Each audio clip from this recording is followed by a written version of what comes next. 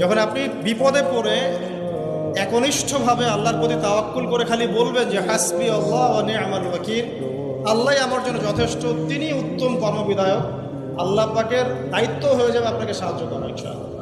মানুষ মানুষের অবস্থানকেই ভালোবাসে। মানুষ কখনোই মানুষের অন্তঃসত্ত্বাকে ভালোবাসে না।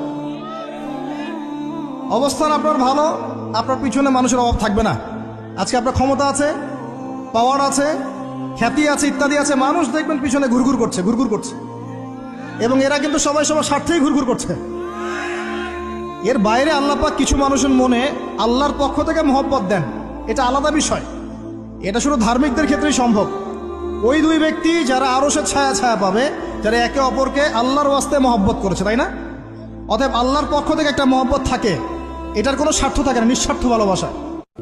যখন আপনি বিপদে পড়ে একনিষ্ঠভাবে আল্লাহর প্রতি তাওয়াক্কুল করে খালি বলবেন যে হাসবি আল্লাহ ওয়া নি'মাল ওয়াকিল, আল্লাহই আমার জন্য যথেষ্ট, তিনি উত্তম কর্মবিধায়ক, আল্লাহ পাকের দায়িত্ব হয়ে যাবে আপনাকে সাহায্য করা ইনশাআল্লাহ।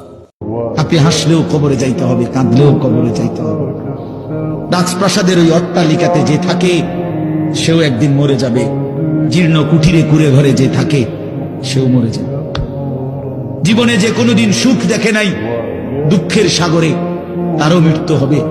জীবনে যে কোনোদিন দুঃখ দেখে নাই, সুখের সাগরে ভাসছিল, তারও মৃত্যু হবে, সেও মরে যাবে। কবর নিশ্চিত, কবর নিশ্চিত। আল্লাহ আপনাকে ভালোবাসেন এবং আল্লাহই আপনাকে প্রকৃত অর্থে ভালোবাসেন, বাকিরা আপনাকে স্বার্থের জন্য ভালোবাসেন। মনে রাখবেন, প্রকৃত অর্থে শুধু আল্লাহই তার বান্দাদেরকে ভালোবাসেন, বাকিরা মানুষের অবস্থানকে ভালোবাসে, মানুষের ব্যক্তি সত্তাকে নয়, আপনার আত্মাকে নয়, আপনার অবস্থানকে। এটা আপনি হারে হারে উপলব্ধি করবেন যত দিন যাবে।